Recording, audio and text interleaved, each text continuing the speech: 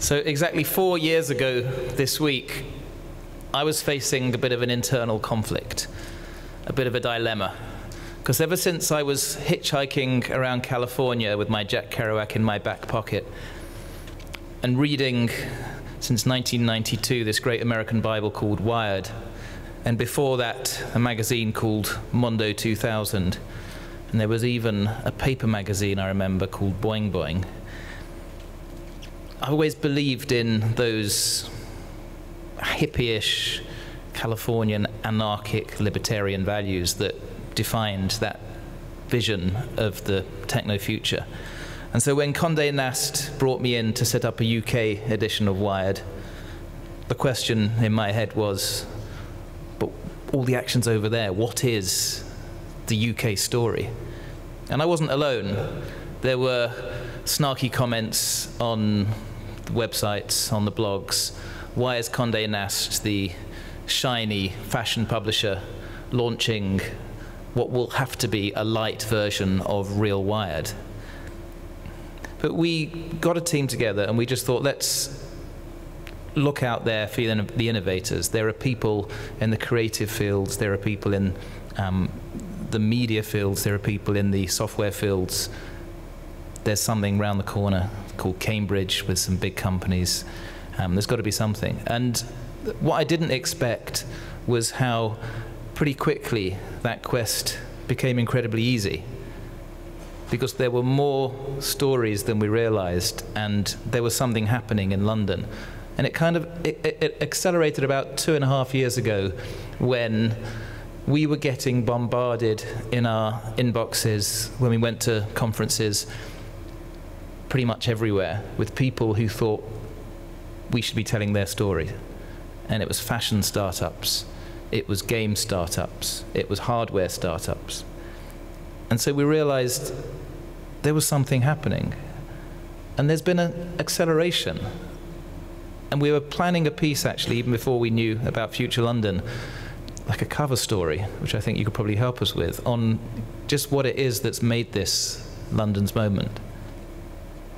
So there was a piece of news last Monday from the Centre for Economics and Business Research, which I guess however you see it is either good news or bad news.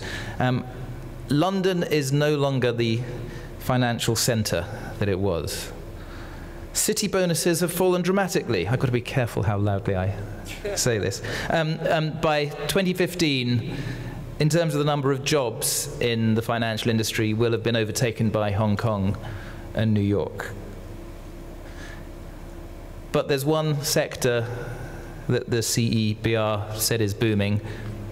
To quote them, the key areas driving the London economy in the years to 2017 are expected to be media, internet, and the creative sectors of London's, quote, flat white economy. And if you look at the GLA's predictions for where the jobs are going to be, in the east part of London, by 2030, 2031, they forecast 31% more jobs than there are now, compared with the West London, 9% more jobs. So there's clearly something happening. And I'm just going to give you a very quick point-by-point list. I'm not going to keep you because I know it's kind of going home time, of why I'm pretty optimistic. I know there may be Armageddon, but in the meantime, London's got quite a lot of things going for it that give me quite a lot of hope that growth, whether or not it's spread equally, will benefit quite a lot of people. One of those is we're a hybrid city. We're interdisciplinary.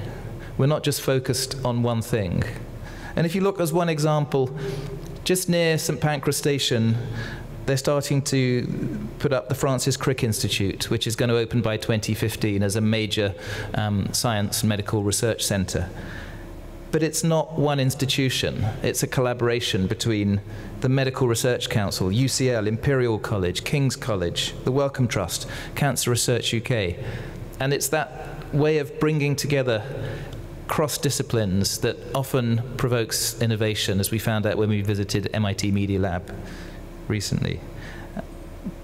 There's academic centres of excellence.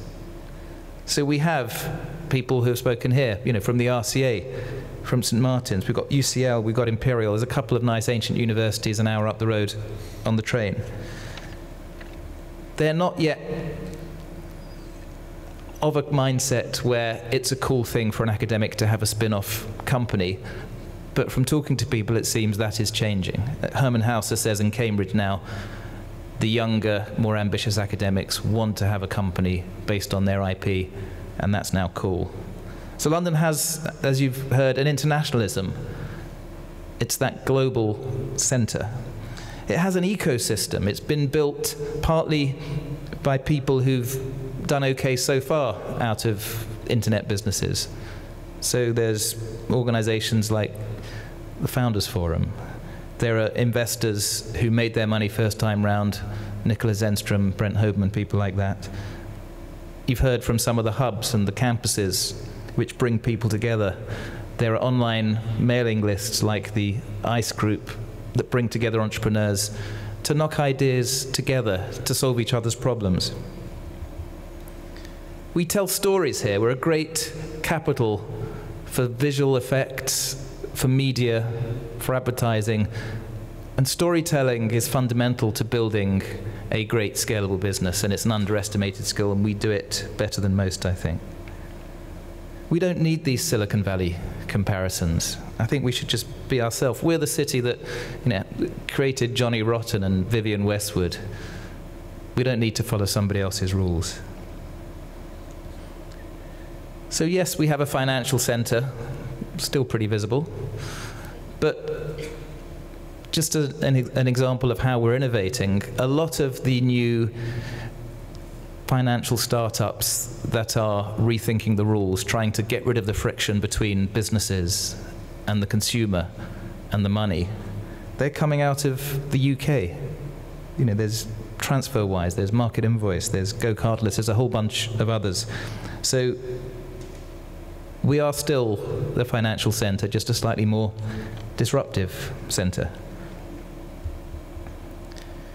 We're not just motivated by the hard cash. A lot of the people who are building for the long term are doing it to try and solve a problem. They're doing it to try and build something that people need and people want to use.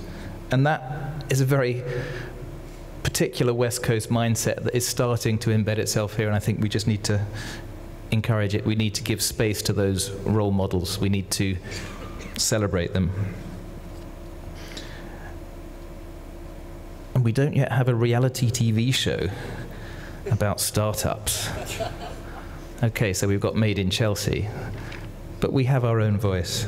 And just some of the ideas bouncing around today, I think, make me optimistic that we're going to find our own path.